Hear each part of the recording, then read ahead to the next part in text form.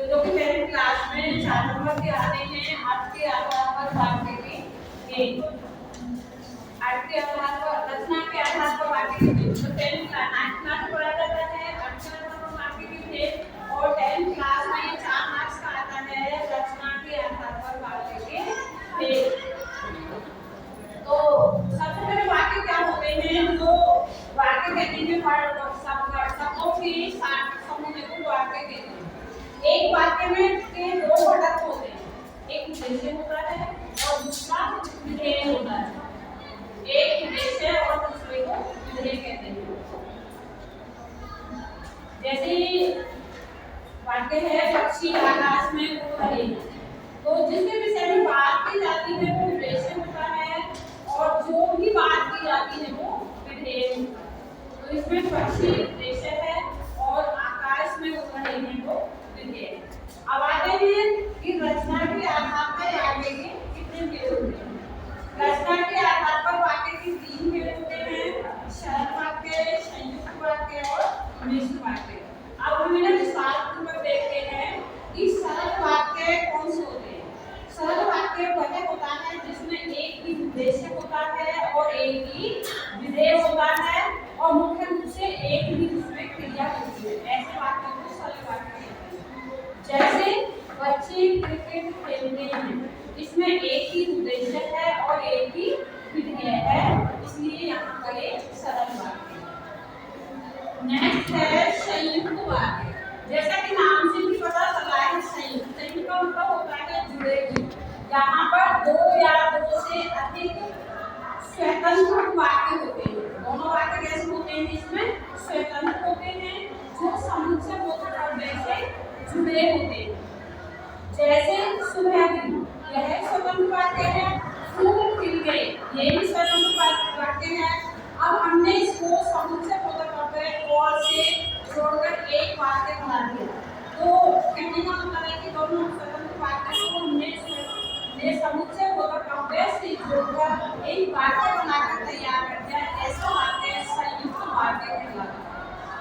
अब यहाँ देखते हैं कि समुच्चय बोधक क्या होते हैं। कई बच्चों को पता नहीं होता कि समुच्चय बोधक में कंफ्यूजन हो जाते हैं, जैसे और, किंतु, परंतु, क्योंकि, इसलिए, या, अथवा, एवं, तथा, तो इत्यादि। ये समुच्चय बोधक होते हैं जो एक वाक्य को दूसरे वाक्य से जोड़ने का काम करते हैं। नेक्स्ट है मिश्र वाक्य। इस वाक्य में भी 2 वाक्य होते हैं। इसमें एक प्रधान वाक्य होता है और दूसरा आश्रित वाक्य होता है।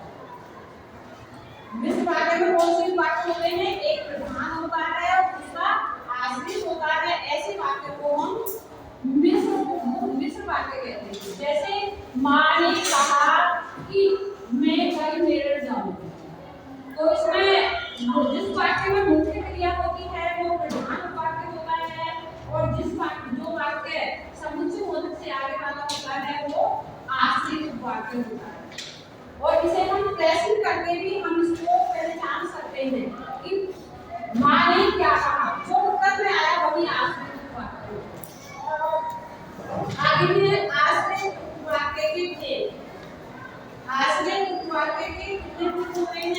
3 भेद होते हैं। संज्ञा आश्रित वाक्य, विशेषण आश्रित वाक्य और क्रिया विशेषण आश्रित वाक्य। संज्ञा आश्रित वाक्य कौन से होते हैं? जिसमें केवल की लगा हुआ होता है वो संज्ञा आश्रित वाक्य होते हैं। विशेषण आश्रित वाक्य कौन से होते हैं?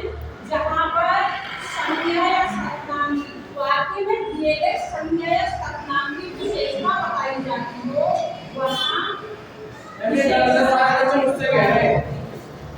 जैसे उस लड़के को बुलाओ जिसने नीली शर्ट पहनी है, तो यहाँ पर लड़के की विशेषता बताई है कि जिसने नीली शर्ट पहनी है, तो यहाँ विशेषता बताई है। अब ये हम पहचान कर सकते हैं कि इसमें कौन सा वाक्य प्रधान है और कौन सा वाक्य आश्रित है। तो यहाँ वाक्य में व्यवहारिक जो भी शब्द होते हैं, यहाँ दो प्रक्रिया है, जहाँ दो, जिनको विशेष और यदि यदि और यद्यपि ये जो वाक्य शुरू होते हैं वो वाक्य आश्रित होते हैं। जैसे यहाँ जिसमें सारे वाला जो वाक्य है वो आश्रित है और जिसमें मुख्य क्रिया होती है वो प्रधान वाक्य है। आप देखिए कि क्रिया विशेषण आश्रित वाक्य, क्रिया विशेषण आश्रित वाक्य वे वाक्य होते हैं जहाँ पर क्रिया की विशेषता बताई जाए कि वाक्य में कौन सी क्रिया हो रही है, उस क्रिया की विशेषता बताई जाती है, वहाँ क्रिया विशेषण आश्रित वाक्य होते हैं। जैसे वहाँ जहाँ तुम जाओगे वहाँ मैं भी जाऊंगा, तो यहाँ मुख्य क्रिया किसमें हो रही है, वहाँ मैं भी जाऊंगा, तो ये प्रधान वाक्य हो गया। जहाँ तुम जाओगे मैं आश्रित वाक्य। आशा करती हूँ कि आपको यह वीडियो बहुत अच्छी लगी होगी, सब कुछ आपको बहुत अच्छे से समझ आ गया होगा और संयुक्त वाक्य को पहचान करने के लिए जो कारण वाले वाक्य होते हैं उन्हें हम इसीलिए के साथ क्योंकि लगाकर आश्रित वाक्य बना सकते हैं, क्योंकि ये समुच्चय बोधक होता है। केवल अकेला अगर इसीलिए या क्योंकि होगा तो वो संयुक्त